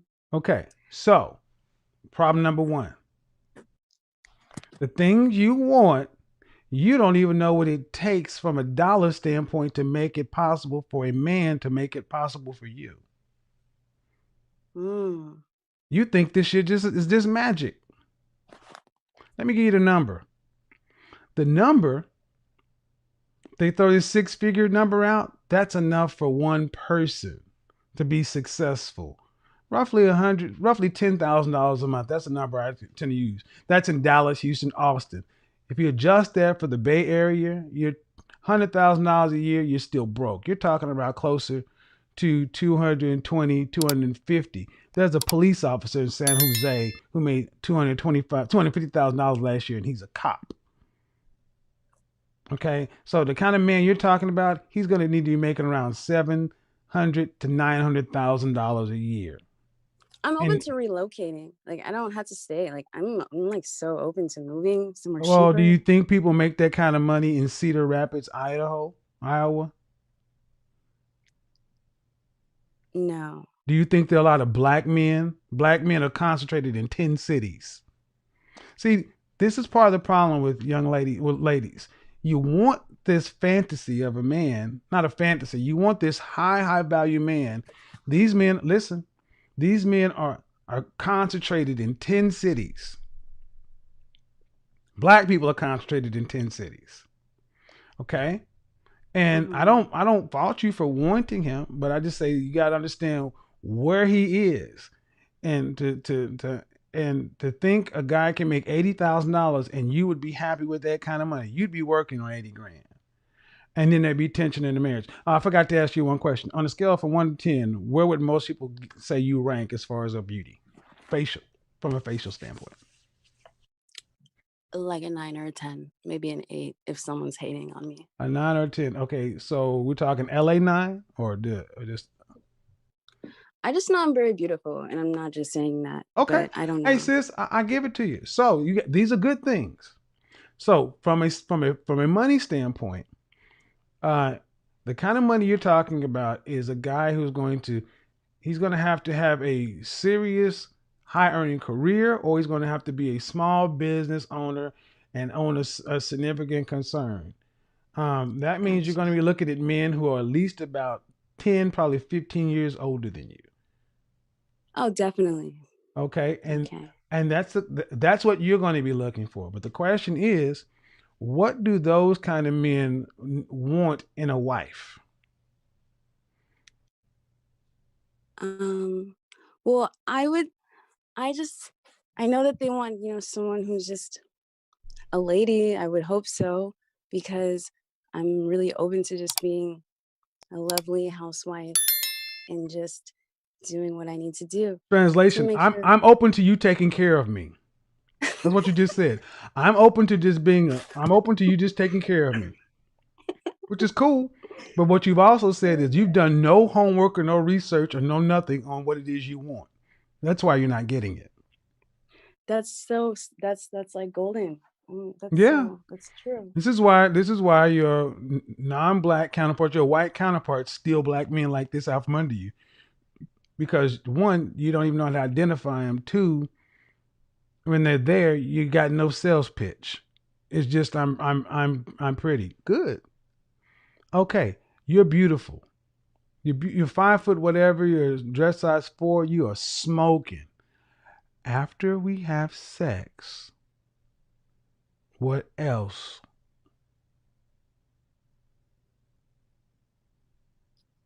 Depth. I don't flaunt my things that I know or my experiences, but I'm a deep person and I can hold a conversation, and Mm-hmm. I make a lovely housewife, good mom, things like that. Were But your parents, I am were your divorced mother though. and father married? No. Well, yeah, my background is crazy, but Oh, I so am divorced. So let me simplify the question. Were you raised to be a housewife? no, I wasn't actually. So how can you talk about you're a lovely housewife? Because I was married before and Okay. I saw what didn't work, and I was like, that's why I don't want to go to work. I want to Oh, focus on oh, staying okay. home, Let's back up. See being with that this man. that was an important part. You were married before. How old was your husband? He's like 29 or something. How old were you? I got married when I was like 18 or 19. And where's your father? I didn't grow up with a father. I didn't say that. I asked where is he? Um, I don't have a very strong relationship with him. Why? Because I was adopted. Okay. Do you know your biological mother? I do, yes. But you don't know your biological father? I do, but he's recently like got sick and he's in the hospital. Like he's like I just is Okay, I'm gonna sick. ask you a hard question. Are you ready? Sure. Do you know his side of the story from his mouth? Um, no, not really. Then why in the hell are you judging him? I'm not. Well, but you know your biological mother. You know, you're not judging him. But what I asked you, where's your father? I didn't grow up with a father. I didn't ask you. I just said, where is he? Well, he wasn't in my life. I was adopted. Okay. But you know your biological mother. See, when I asked you about the woman that birthed you, you could answer those questions. But about your father, it's all this vague stuff. And my question is, why have you never sought to understand your father? Well, he was the reason why I was adopted was because of Nobody um knows you, sweetheart. I don't know you. abuse, sexual abuse that was going on. I have 5 other biological sisters, and we all got put in the system because he was sexually abusing my sisters, and Okay. that's why we Well, got then put in that's the system. cause. Then that's cause. That's different. That's one of the few things I will accept. If there was actually a reason where you should a safety reason, then there's no reason to interact with this person. But I would say let's move on past that. If there was reason, because I don't want to dig too deep into it because it's not relevant. If there's a reason, there's a reason. But you were adopted. Yeah. And you were raised by a mother and father or mother? Just a mother. All right. So you're raised by a mother, and the reason I'm asking these questions, if you got married at 18 to a 29-year-old, who advised you on that? That's what I'm trying to get to. Nobody. Okay. All right. Where's whose advice do you seek in trying to guide you through life? Mm. mm, I don't. I'm just kind of, I guess, learning through trial and error at this That's point. very dangerous. Well, that's what I'm calling you. Well, you're calling me, but you're not paying me. See, this is why I'm not going to give you this off. I mean, your circumstances, trying as they are, you're a 26-year-old. You're not 14. You know your background. You know it's troubled. Are you seeing a therapist? I've done a lot of work. Okay. Is it? I've done a lot of work. Are you in a healthy place? I am actually. All right. So, and you said you were married to a 29-year-old. How long were you married? Like 5 years. So you've been divorced less than 3 years? Yeah. Okay. Any children? When? Boy or girl? He's a boy. Okay. You're gonna have a lot of problems. Really? Yes. Oh gosh. Yes. No. I don't care how attractive you are. Your background, ma'am, is messy. What if I don't tell anybody though? People aren't stupid, especially the kind of men you're talking about. And it makes you a horrible person. See, a person who's gone through therapy would not say that. A person who's in a healthy mind space would not think to try to deceive somebody. Well, I mean, no one wants to know your whole life story though. Like We're not necessarily. talking I thought men don't like we're that. talking about people who no, ma'am. So the only people we've been talking about is the kind of men that could provide for you and put you in a home and take care of you. Mm. But the real answer is yes, my background is messy. No, the work's not done, but I want what I want. So yeah, I would say the work's not done because that's not a healthy thing to say. That's a predatory thing to say regarding another person. I'll just lie to him about my background. You're gonna lie to him about your kid too? No, I was just saying like just don't put it all on the table. Like Well, you just may have put it on the table right on the there. first date, but it has to come out. See, you are who Oh you well, are. yeah. You are who you are. And the kind of men you're talking about did not get there by luck. High earning men, wealthy men, successful men didn't get there by luck. See, that's why I started at the beginning. Do you even know how much money it would take? And you don't, which is kind of troubling because I wonder how you're even living with a child. I mean, you got you got 2 years of college, an associate's degree? Hmm. How are you living in California?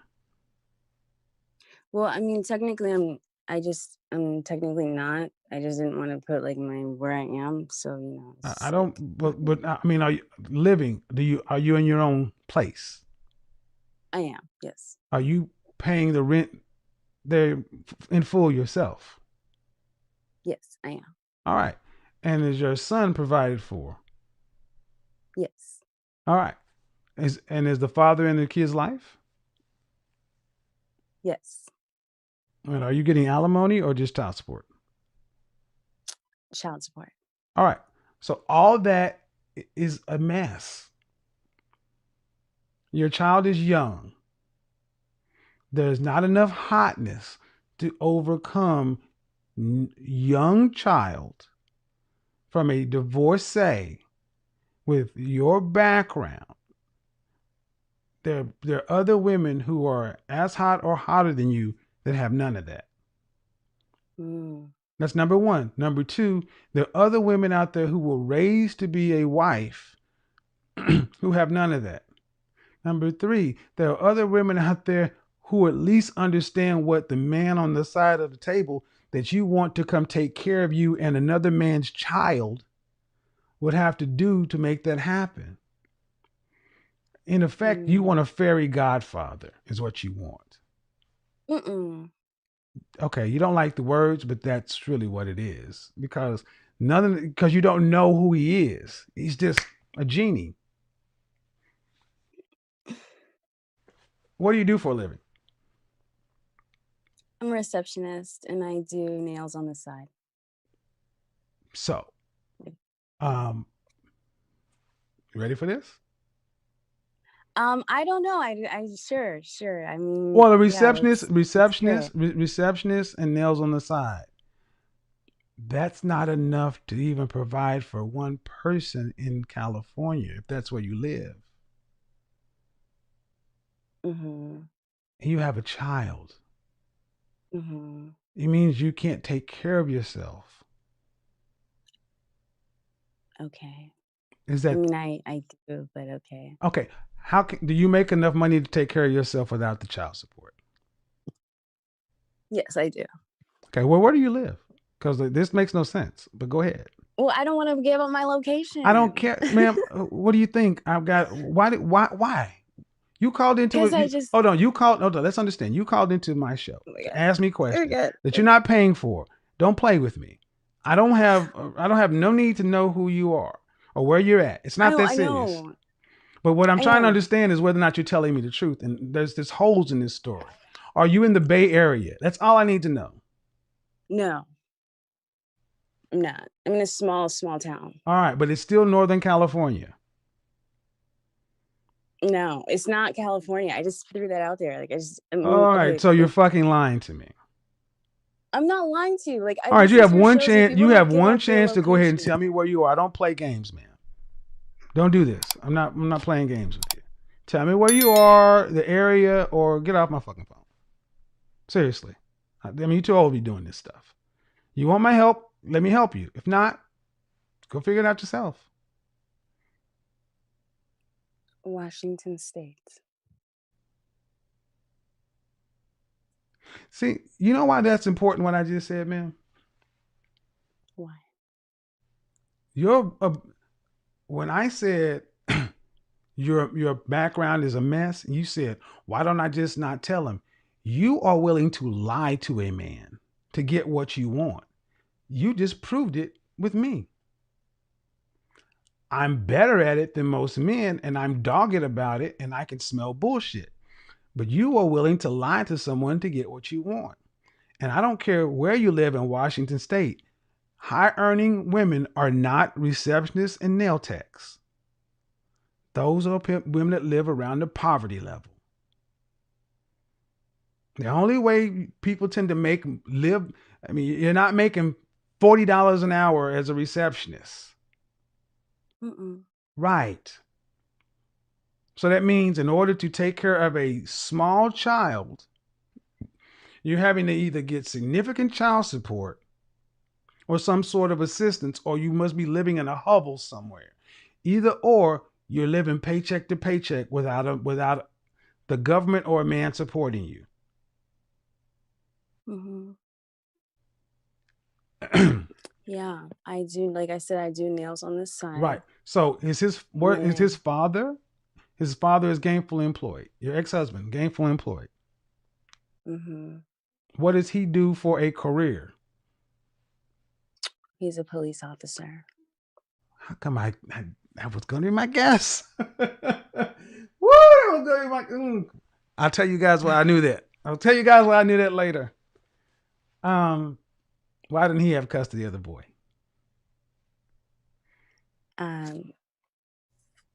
Because I do. Oh, he was in the military when we got married. And we moved to his hometown, which was not in Washington State. I don't care. And when we got I asked you what. divorced, He makes more money than you. Why didn't he have the boy?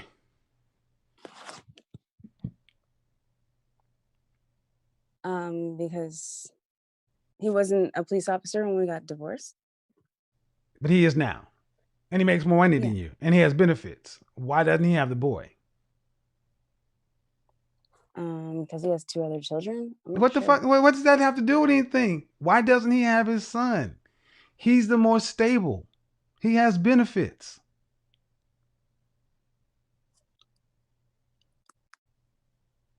It would make it easier for you to get what you want.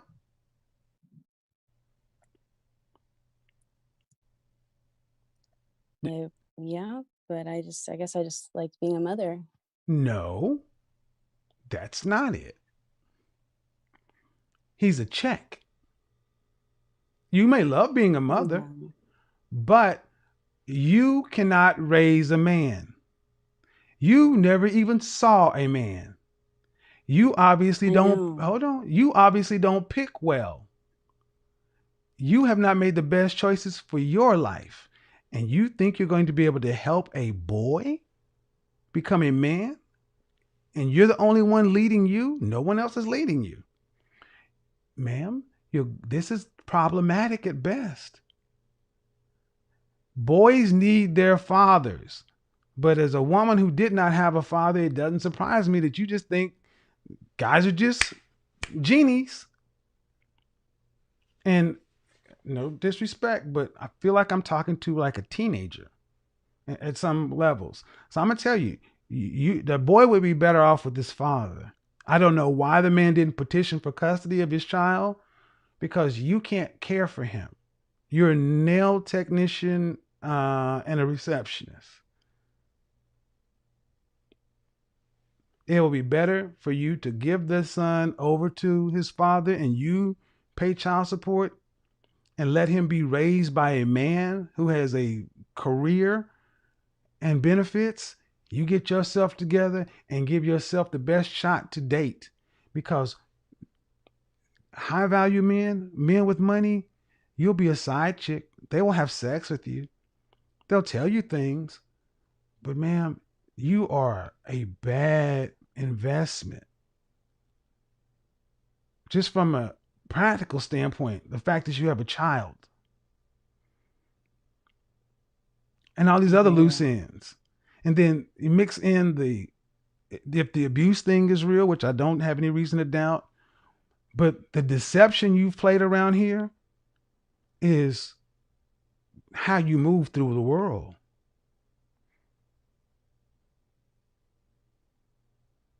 Men aren't suckers, man, especially successful ones.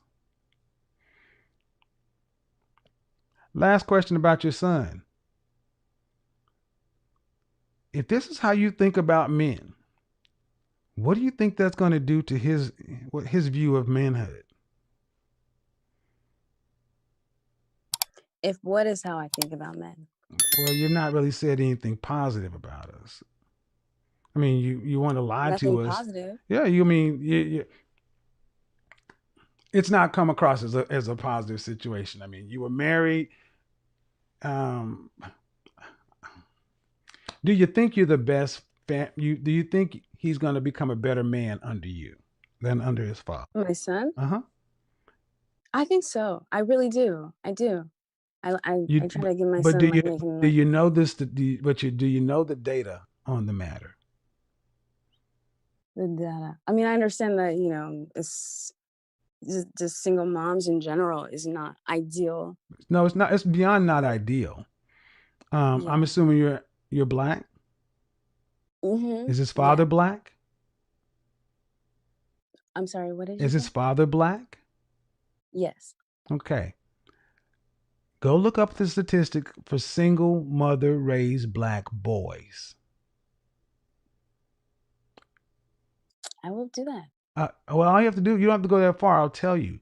They're at the bottom of the barrel, reading at a fourth grade level. Single mother raised black boys are in some of the most precarious positions of any person on this planet. And man, due respect, you have 2 years of college and just a job. And he would be in a better position. Is his father active in his life? Like, does he see him every other weekend? I mean, is he, or do you just have custody and he's getting, you just have full custody and you getting a check?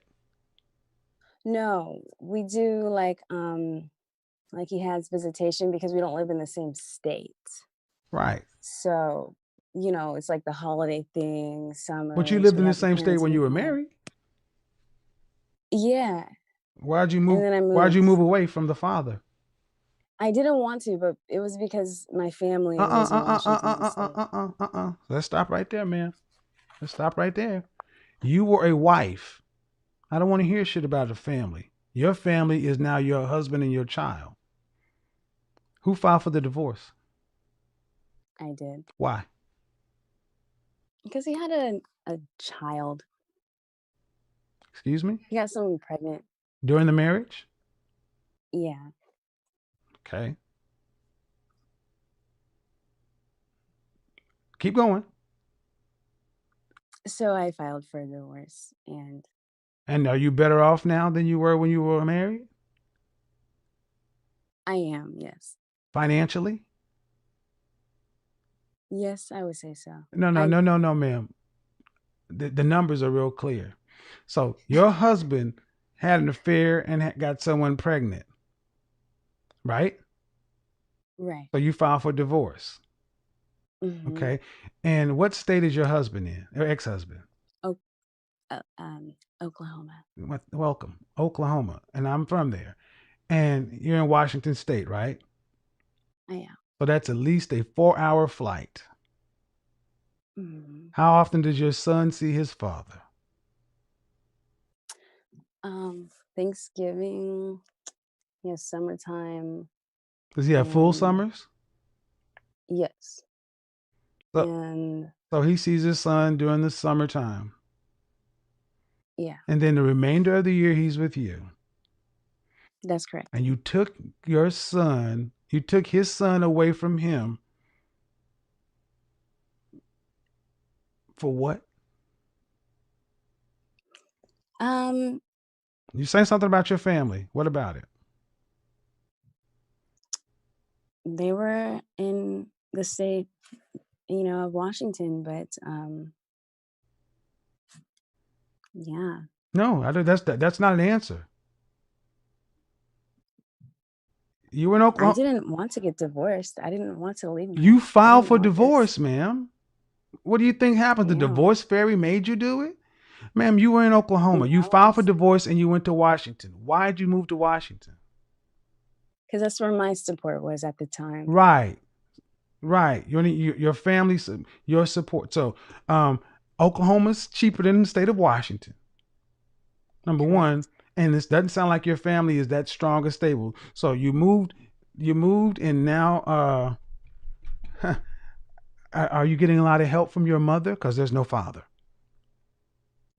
No, I actually, my adoptive mom, she doesn't talk to me anymore. None of my. So you're in Washington by yourself. Yeah, no, I am. All right. But so listen, this is giving me a lot of good things now. listen, ma'am. This is why I say this is a mess. Everything you've told me continues to unravel. Here's what it is. Your husband committed adultery. It hurt.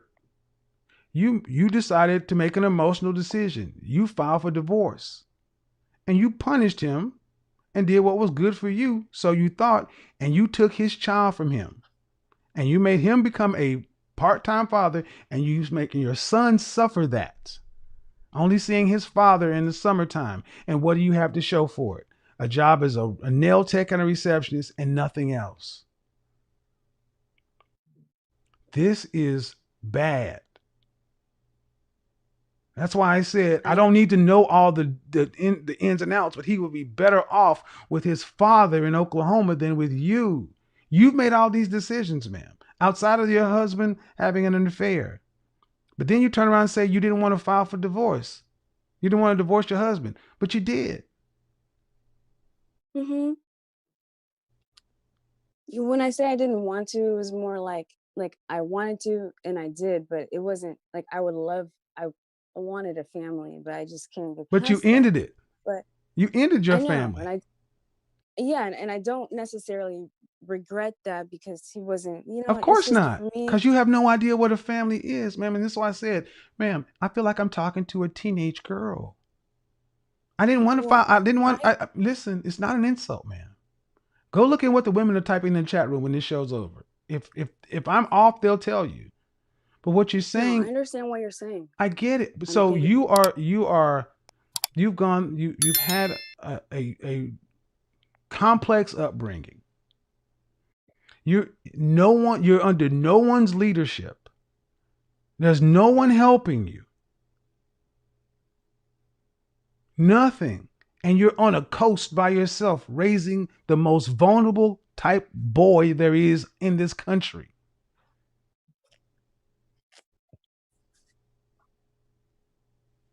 That's what I'm trying to get you to understand.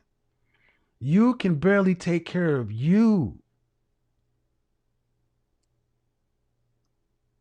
Let me also say this. If you weren't as attractive as you are, would you be able to make some of the moves you do? Like what moves? Well, I don't know when I'll go there. Scratch that. I mean, I would say I have the privilege, they talk about You have pretty being, privilege. That's what you have. yeah, So people do shit for you that they wouldn't do for an unattractive woman, but that shit runs out. I understand. Hmm. So the net of it, ma'am, is let me level set this for you. The moment you said I do, you became a wife. Put up the little girl, put everything else. You made an oath and you decided to break that oath. You decided to break it. Your husband cheated on you. He broke his vow. You broke your covenant. You broke your covenant with God with your man. That's what you chose to do. If you're a Christian, the whole curse thing, that you're living more under that than your ex. Then you took his son from him. You didn't do it for his son's benefit. You did it for you. Ma'am, you're selfish. Everything you've been saying is about you and what you want. And that's why I said you still need to be in therapy. There's a lot of work that needs to be done. And you don't need to be parenting this boy by yourself. He's the one that's going to suffer. Okay. That's why I say, why not just send him back to his father? But unfortunately, women like you feel like doing that is like a failure, or if I don't have this, I have nothing. It's not a puppy. He's a boy. I know I he. understand. And you would be better off by sending him to his father, because you'd have your son would have a fighting chance. Right now, man, you can't provide.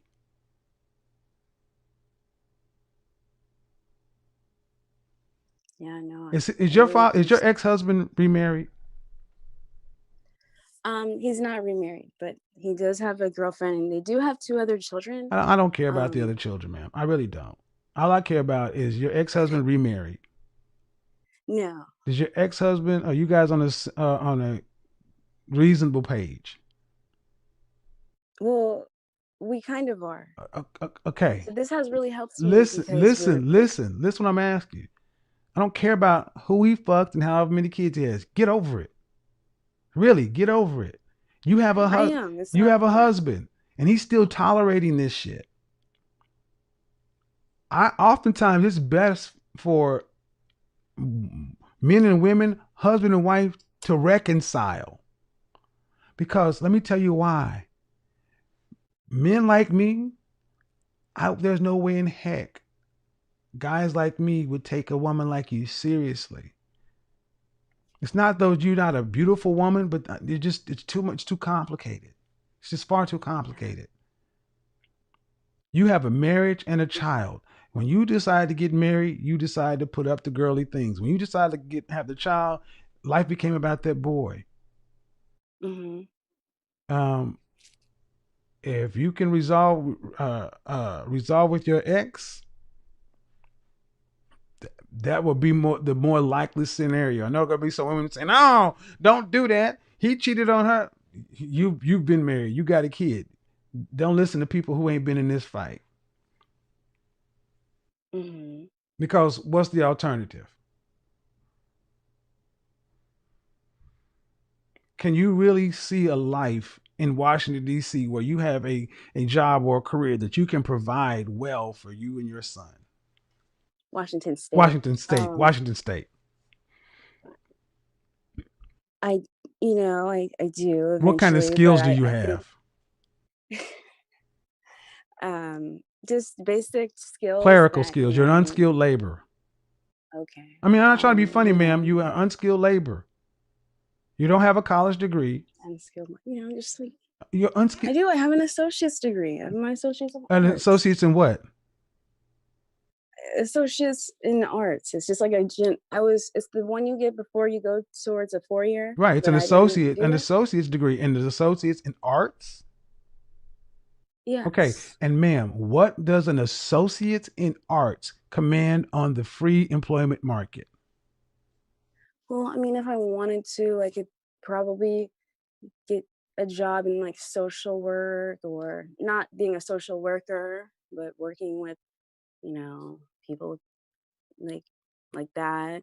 Um, You saying you can get a job as a social worker with an associate's in art? kind of like a peer counselor, because I did do Okay. a lot of work. And how like, much money do growing up. those people make? Not a lot, and it's not worth it to me. Not a lot of money. I don't So, like. man, when I said I you're an don't. unskilled worker, why did that offend you when you have a degree that won't even allow you to get an okay job? Ma'am, I guess because I don't know. it's I don't know because how it's nice. true. I'm terrible. You have no science, engineering, technology, and math, accounting, medicine, law. Those are careers. You have basically what accounts to a high school diploma plus. Yeah. Unskilled labor. Oh gosh. Wow. Why is that? Okay, listen and hear. You have no skills. That's why you are a receptionist. What is it required? What skills are required to be a receptionist? Answering phones, being organized. Right. Basic clerical skills, stuff that's not changed since the 1910s. And you don't even have to type or file anymore. You are a woman, 26 years old, completely completely without anyone covering you. No one's covering you. No one's protecting for you, providing, teaching. You're out here making it up as you go, and that's fine, but it's not because you got a little boy. He suffers all your mistakes times 10. And you're talking as though just because you have the power of wish and sunshine that you can make it happen. And no, ma'am, you can't. 4 million people have applied for unemployment insurance since COVID. And you honestly think you're going to be able to get a job when people who have actual skills are losing their jobs in this new market? You're too naive to even know what you don't know. And you have a boy. Did you hear what I just said? Did that make sense? It makes perfect sense. It really, really does. And I think the reason why I'm just kind of like not thinking I'm just like okay is because I just kind of I am like I do nails on the side, so I do have a little bit of like a side hustle, and I want to like have my own like little business where I earn my own income and I don't work for anyone because it's just like that's just how I am. I'm just a little bit, but I do take care of my business. I do handle my business and things like that. So it's like I understand what you're saying, and I know I sound like a 12-year-old, Yes, ma'am, you but I'm do. not that. No, ma'am, because if you just said, I know I do nails on the side, understand something. Filipino, Vietnamese women who don't speak English come to this country and do that. It doesn't require a lot of skill to do that. You are effectively a day laborer. And you want that job that you like doing because it makes you cash. And you can feel like you make money every day because it's cash. That's why a lot of women like you wait tables. Because if you didn't do this, your options would be the strip club or prostitution. I'm going to get real with you. Those are your options. Because what you want to do, no one's going to listen, ma'am. What you want to do, no one's going to hire you for. You want to make being a nail tech a career. It's a job that you can do in any podunk town in Oak. You can go to Walmart and be a nail technician, ma'am. They got a little salon there in Walmart. You ain't gonna make $75,000 a year as a part-time nail tech. Mm-hmm. You have no skills. You have no plans. And at this point, ma'am, you're dangerous to yourself because you're talking about, well, I like to just have my own little side hustle to where I can possibly flip this into a job and making my own business because that's just how I am. Yes, You're a free spirit, unstructured woman who needs a strong man to take care of you because you are incapable of doing it for yourself.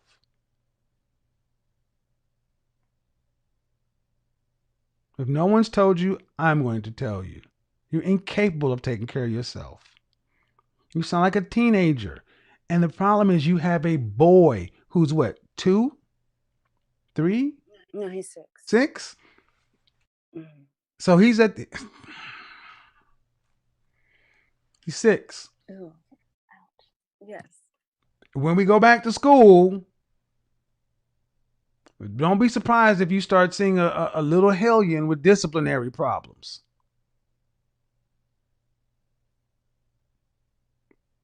I'm gonna really sleep on the advice about, his father. I think a lot of the things that you said is true. I don't want to be a selfish parent, and I have this pandemic. I have been a little bit struggling and things like that. And I did kind of consider myself like I don't necessarily want to be a failure, but I don't want to be selfish. So I'm gonna really take that into account. Failure happens when you look at the truth and you decide to stick your head in the sand like an ostrich and hope it goes away. That's the only way to Gotcha. fail. Okay. Is to make an emotional decision versus just saying, you know what? It's not ideal. Oklahoma, Washington, look, it'll be better for you to be in the same state with your ex-husband because at least you'd have some help. And at least cost of living is lower. Trust me, you'd be better off there. So I'm gonna leave it there. Keep in contact. Let me know how it goes, though. But you really need to take into consideration. I don't think you understand what's about to happen with this economic market. They're not. The jobs just aren't there, man. It's not what it was in February. The world has forever changed, and we haven't even scratched the surface of what happened. Is Washington off lockdown?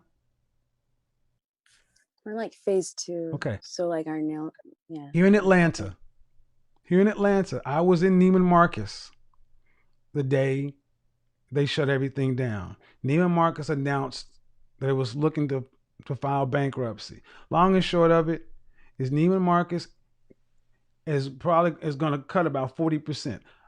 All those people in retail, those millions and millions of women out there who have more skills than you, more work history. It's not funny, man. It's not funny, man. When